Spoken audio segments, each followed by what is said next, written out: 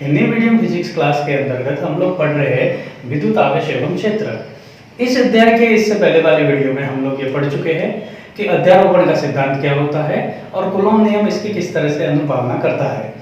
आज हम लोग पढ़ेंगे विद्युत क्षेत्र क्या होता है, विद्युत क्षेत्र की तीव्रता क्या होती है और ये किस तरह से प्रभावित होता है, और विद्युत क्षेत्र रेखाएं जिसे विद्युत बल रेखाएं भी कहते हैं वो क्या होती है और वो किस तरह से बनती है, उसके बारे में भी हम लोग कुछ चर्चा करेंगे। तो शुरू करते हैं हमारा टॉपिक विद्युत क्षेत्र।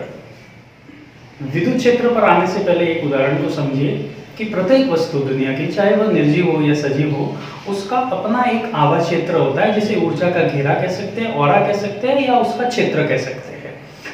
तो हम लोग कुछ इस प्रकार से इसको समझ सकते हैं कि मान लो हम लोग पैदल चल रहे हैं और पैदल चलते वक्त अगर कोई बाइक वाला या साइकिल वाला हमारे पास से निकल जाता है कट मार के, तो हमको ये लगता है कि उसकी तरफ ठीक है ऐसे ही निकला होगा, हम उसकी तरफ विशेष ध्यान नहीं देते।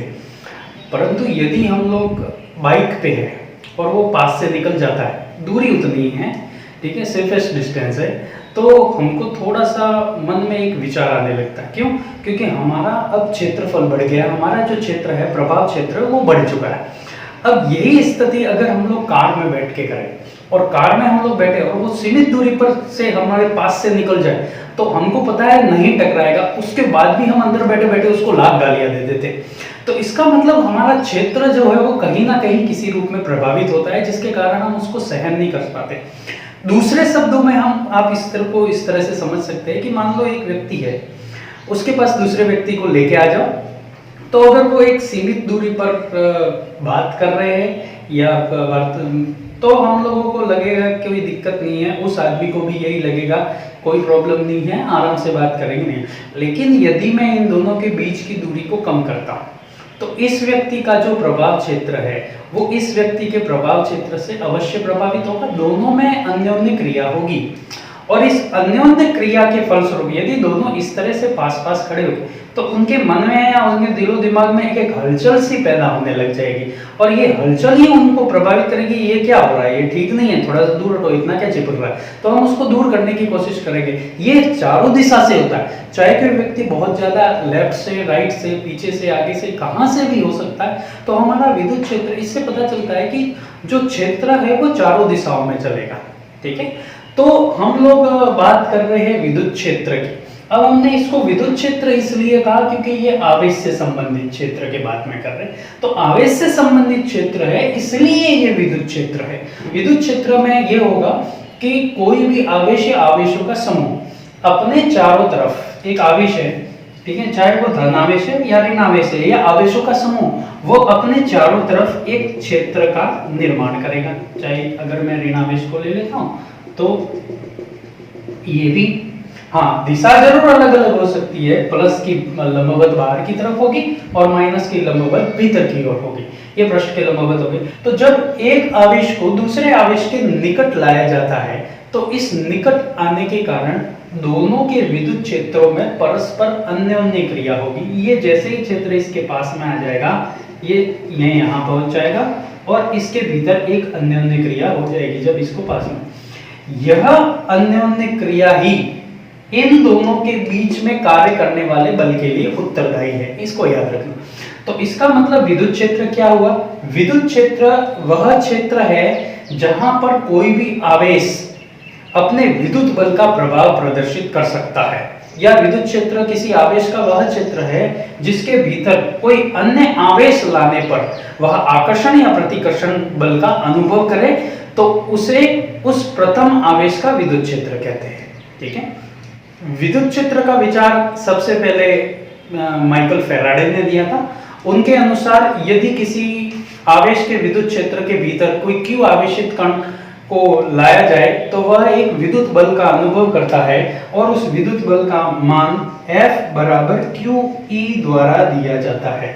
इस F का मात्रक निकालेंगे तो वो न्यूटन आएगा। F बराबर QE बल है, विद्युत बल, जो ये किस तरह से परिवर्तित होता है, यहाँ कितना होगा, अगर बिंदु आवेश को यहाँ ले जाऊं तो कितना होगा, यहाँ कितना होगा, यहाँ कितना होगा, क्या होगा, ये समान रहेगा। उसको समझने के लिए हम लोग अगला टॉपिक पढ़ते हैं, विद्युत क्षेत्र की तीव्रता। तो इंटेंसिटी ऑफ इलेक्ट्रिक फील्ड को समझने से पहले हमको एक कंसेप्ट को समझना पड़ेगा जिसे कहते हैं परीक्षण आवेश। ये परीक्षण आवेश क्या होता है, इसकी कल्पना क्यों की गई, तो इसके बारे में समझिए कि हमें विद्युत क्षेत्र का मान निकालना या विद्युत क्षेत्र की तीव्रता का मान निकालना है, ठीक है, जिसे हम लोग कहते हैं E। इस E के मान को हमको परिकलन करना है।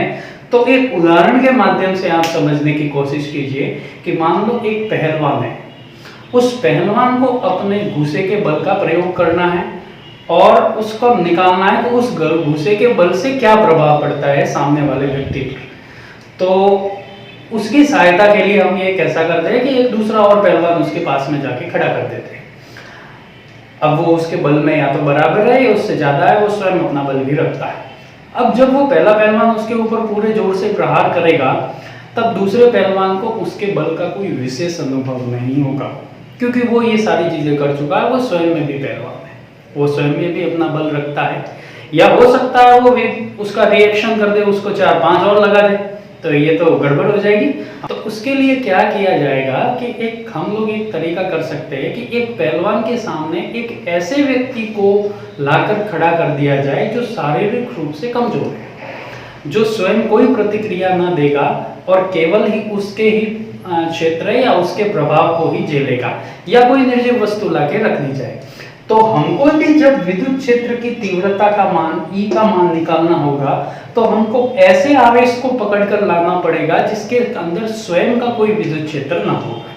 तो स्वयं के विद्युत क्षेत्र ना होने से क्या फायदा होगा? नंबर 1, उसके ना होने से पहला, अगर उसको किसी आवेश के निकट लेके जाएंगे तो आवेश के जैसे ही वो निकट आएगा उस आवेश के क्षेत्र को वो बिल्कुल भी प्रभावित नहीं करेगा।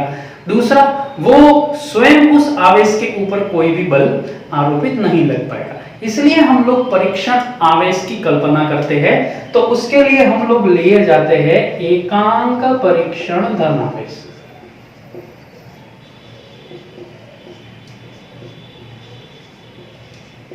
धन आवेश, और ये अनंत रूप से छोटा होगा।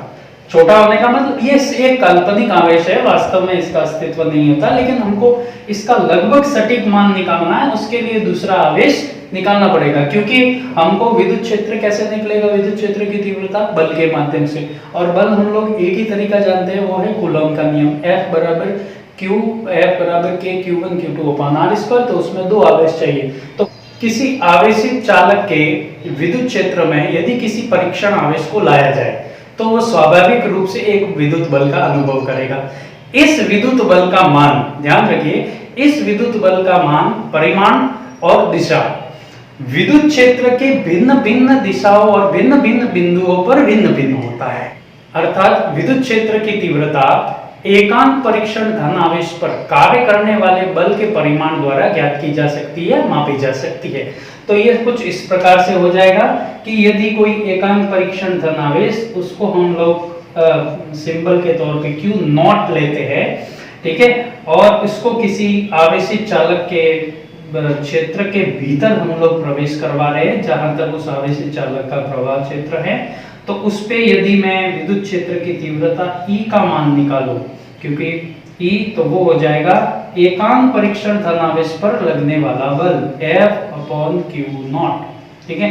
विद्युत क्षेत्र एक सदिश राशि है और इसकी दिशा का मान, हम लोग इसकी दिशा कैसे निकाल सकते हैं कि इस परीक्षण धन आवेश पर ये बल किस दिशा में लग रहा है वही E की दिशा होगी। F एक सदिश राशि है, E एक सदिश राशि। इसका मात्रक अगर हम लोग बात करें कि विद्युत क्षेत्र की तीव्रता का मात्रक क्या होगा, तो F का मतलब न्यूटन हो गया और Q का मतलब कूलॉम हो गया। तो ये पहला मात्रक हमारे पास आ गया, न्यूटन प्रति कूलॉम। या दूसरा मात्रक हम लोग देख सकते हैं, इसको कहते हैं वोल्ट प्रति मीटर भी कहते हैं। ये भी आप लोग याद कीजिएगा, दोनों ही इंपॉर्टेंट है, ज्यादातर वोल्ट प्रति मीटर। अब अगर इसकी एमएलटी निकालने जाए, विमा, तो ये कुछ इस प्रकार से हो जाएगा m1 L1t-3 a-1, ठीक है।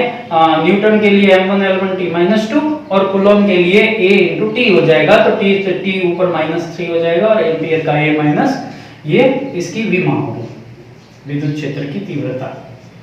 अब एक चीज आपको बताऊंगा कि ये विद्युत क्षेत्र की तीव्रता है, ये सदिश राशि है नंबर 1। दूसरा, विद्युत क्षेत्र की तीव्रता यदि किसी विद्युत क्षेत्र के किसी बिंदु पर समय के साथ निरंतर बदलती रहती है तो उसको कहते हैं परिवर्ती विद्युत क्षेत्र, और वो समय के साथ परिवर्तित नहीं रहती तो उसको कहते हैं अपरिवर्ती विद्युत क्षेत्र। तीसरा पॉइंट कि विद्युत क्षेत्र समरूप है या असमरूप है, इसका हम लोग कैसे मान दिखाएं। यदि विद्युत क्षेत्र के समस्त बिंदुओं पर विद्युत क्षेत्र की दिशा और परिमाण समान समान है तो उसको कहेंगे समरूप विद्युत क्षेत्र, और अगर समान नहीं है तो उसको कहेंगे असमरूप विद्युत क्षेत्र। इसको हम और अच्छे ढंग से कुछ इस प्रकार से समझ सकते हैं। चित्र में प्रदर्शित एक धन आवेश जिसके विद्युत क्षेत्र पृष्ठ के लंबवत बाहर की ओर तथा एक ऋण आवेश है जिसमें विद्युत क्षेत्र पृष्ठ के लंबवत भीतर की ओर है, तथा ये लाल चक्र दिखाई दे रहे हैं, ये विद्युत क्षेत्र की एक सीमा है जहां तक विद्युत क्षेत्र अपना प्रभाव प्रदर्शित करता है। अब हम लोग किसी एक आवेश के बारे में बात करते हैं उसे लेकर, तो ये धन आवेश है जिसका विद्युत क्षेत्र पृष्ठ के लंबवत बाहर की ओर और लाल घेरा उसके विद्युत क्षेत्र की सीमा है, जिसके कारण विद्युत बल की दिशा भी पृष्ठ के लंबवत बाहर की ओर है जैसा प्रदर्शित है।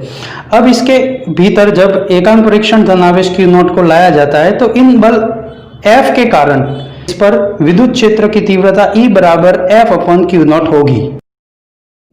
तो हम इस पे एक डेरिवेशन करके देख लेते हैं। किसी बिंदु आवेश के कारण किसी बिंदु पर विद्युत क्षेत्र की तीव्रता का परिकलन करना है या विद्युत क्षेत्र का मान निकालना, तो उसको हम लोग कैसे करेंगे वो देखते हैं।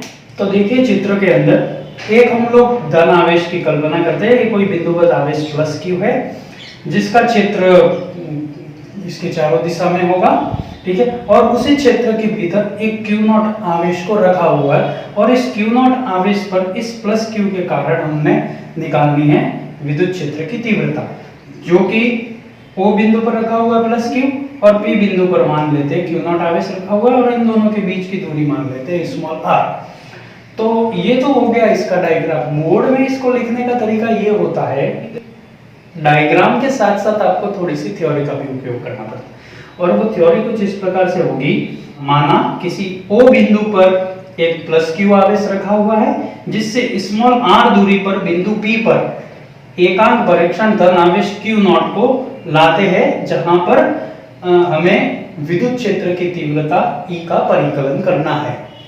तो उसके लिए कूलॉम के नियमानुसार, इसलिए कूलॉम के नियमानुसार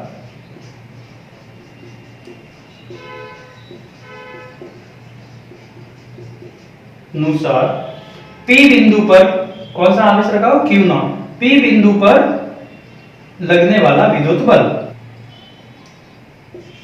P बिंदु पर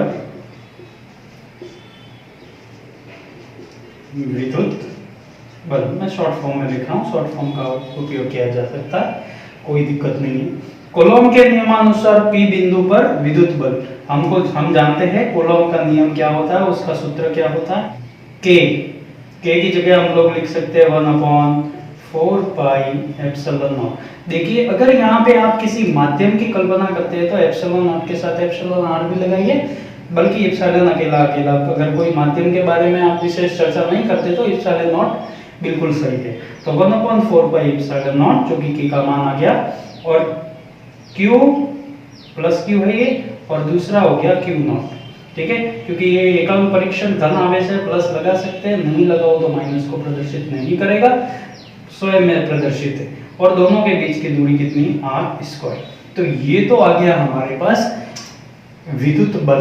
अब विद्युत बल से क्या निकाली जाती है, विद्युत क्षेत्र की तीव्रता, और विद्युत क्षेत्र की तीव्रता को E कहते हैं, तो उसके लिए पुनः लैंग्वेज उपयोग कर सकते हैं। अतः P बिंदु पर विद्युत क्षेत्र की तीव्रता E बराबर F/Q होती है, चूंकि अब Q की जगह Q नॉट परीक्षण धन आवेश है तो ये ले लेते हैं, तो E बराबर F की जगह ये मान रख दिया पूरा, इसमें Q नॉट का भाग आ जाएगा तो Q नॉट कैंसिल हो जाएगा, और हमारे पास जो फाइनल आंसर आ जाएगा वो 1/4 pi epsilon not Q upon r²।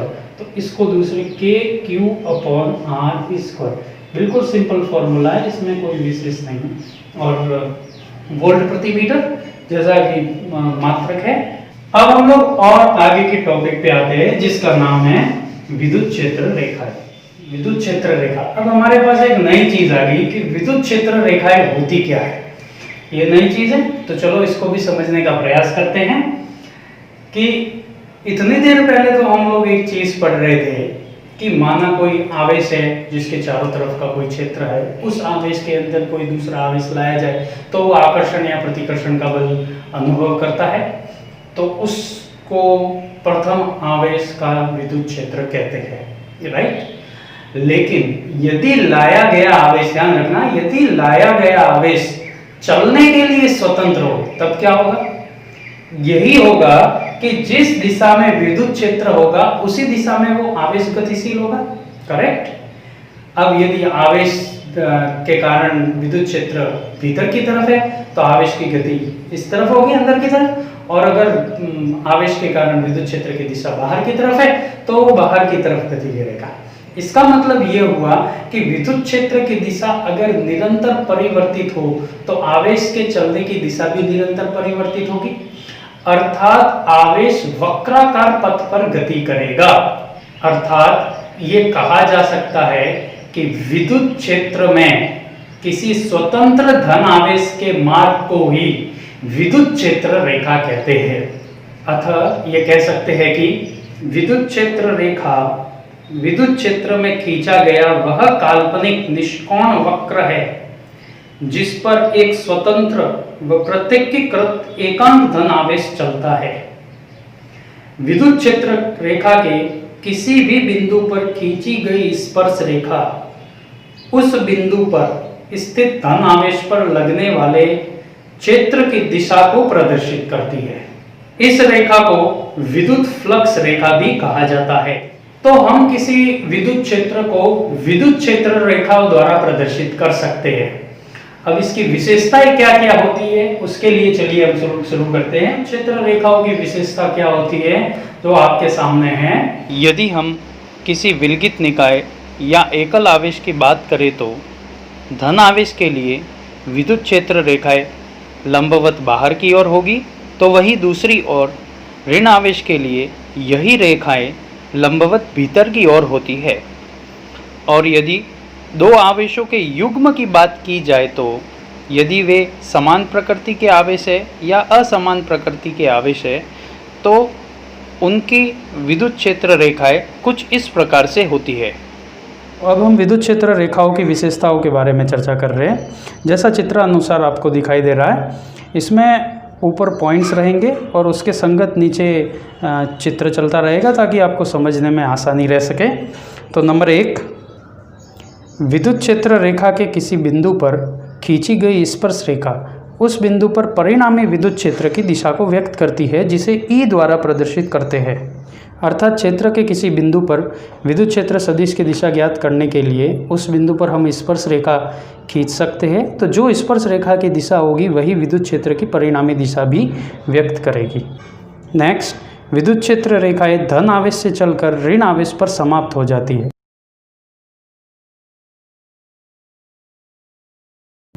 तीसरा पॉइंट, दो क्षेत्र रेखाएं कभी भी एक दूसरे को काटेगी नहीं, क्योंकि यदि ऐसा हो गया तो कटान बिंदु पर हमें दो स्पर्श रेखाएं प्राप्त होगी और वे दो स्पर्श रेखा दो परिणामी विद्युत क्षेत्र की दिशा को व्यक्त करेगी जो कि असंभव है। पॉइंट नंबर 4, विद्युत क्षेत्र रेखाएं खुले वक्र के रूप में होती है, अर्थात वह धन आवेश से चालू होकर ऋण आवेश पर समाप्त हो जाती है। पॉइंट नंबर 5, विद्युत क्षेत्र रेखाएं जहाँ से चलती है और जिस जगह मिलती है उन दोनों जगह पृष्ठ के लंबवत होती है। धन आवेश से निकलेगी वहाँ भी लंबवत और ऋण आवेश पे मिलेगी तो उस समय भी बिल्कुल लंबवत दिशा में ही मिलती है। अब पॉइंट नंबर 6 को देखिए कि विद्युत क्षेत्र रेखाएं लंबाई के अनुदिश सिकुड़ने की प्रवृत्ति रखती है, जिससे ये निष्कर्ष निकलेगा कि विपरीत प्रकृति के आवेशों के मध्य सदैव आकर्षण होगा तथा यही लंबाई के लंबवत दिशा में फैलने की प्रवृत्ति रखेगी, जिससे ये पता लगेगा कि समान प्रकृति के आवेशों के मध्य सदैव प्रतिकर्षण ही होगा। पॉइंट नंबर 7, यदि हम समान विद्युत क्षेत्र के लिए बात करें तो चित्रानुसार उनकी रेखाएं परस्पर समांतर, समान दूरी तथा एक ही दिशा में होगी। और यदि असमान विद्युत क्षेत्र के लिए बात की जाए तो यही रेखाएं समांतर नहीं होगी पॉइंट नंबर 8, विद्युत क्षेत्र रेखाएं समविभव पृष्ठ तथा चालक की सतह के सदैव लंबवत होती है। पॉइंट नंबर 9, अब यदि हम किसी धन आवेश को लेकर बात करें कि विद्युत क्षेत्र में यदि कोई धन आवेश कण जिसका प्रारंभिक वेग 0 है या वह कण उसी दिशा में गतिशील है जिस दिशा में विद्युत क्षेत्र की दिशा है, तो इन दोनों स्थितियों में ही धन आवेशित कण गतिशील रहेगा। और अगर इन दोनों स्थितियों के अलावा कोई तीसरी स्थिति है या विपरीत दिशा में गतिशील है या कोई अन्य गति कर रहा है तो वह धन आवेशित कण गति नहीं करेगा। पॉइंट नंबर 10, विद्युत क्षेत्र रेखाओं की संख्या आवेश के परिमाण के समानुपाती होती है, अर्थात यदि 2 Q आवेश के पास विद्युत क्षेत्र रेखाओं की संख्या ज्ञात की जाए तो वो 1 Q आवेश की तुलना में अधिक होगी। पॉइंट नंबर 11, किसी स्थान पर विद्युत क्षेत्र के लंबवत रखे एकांक क्षेत्रफल से गुजरने वाली बल रेखाओं की संख्या उस स्थान पर विद्युत क्षेत्र की तीव्रता के तुल्य होती है। अर्थात ये कहा जा सकता है कि क्षेत्र रेखाएं जितनी पास पास होती है विद्युत क्षेत्र उतना ही अधिक प्रबल होगा, और यदि बल रेखाएं या क्षेत्र रेखाएं दूर दूर है तो विद्युत क्षेत्र भी दुर्बल होगा। पॉइंट नंबर 12, विद्युत क्षेत्र रेखाएं कभी भी बंद लूप का निर्माण नहीं करती है, अर्थात वह कभी भी +Q आवेश से शुरू होकर पुनः +Q आवेश में नहीं मिलेगी या -Q आवेश से चलकर पुनः -Q आवेश में नहीं मिलेगी। वह धन आवेश से चलकर ऋण आवेश में मिलती है, अर्थात खुले वक्र का निर्माण करेगी। अब देखिए लास्ट पॉइंट नंबर 13, इसे आप याद रखिएगा कि SI मात्रक में 1 कूलम आवेश से संबद्ध बल रेखाओं की संख्या 1/ε0 होती है। अतः किसी वस्तु में यदि Q आवेश है तो उससे निर्गमित कुल फ्लक्स रेखाएं या बल रेखाएं Q/ε0 होगी, और यदि वस्तु घनाकार है और आवेश इसके केंद्र में स्थित है तो इसके प्रत्येक फलक से निर्गत कुल बल रेखाओं की संख्या भी Q/6ε0 होगी।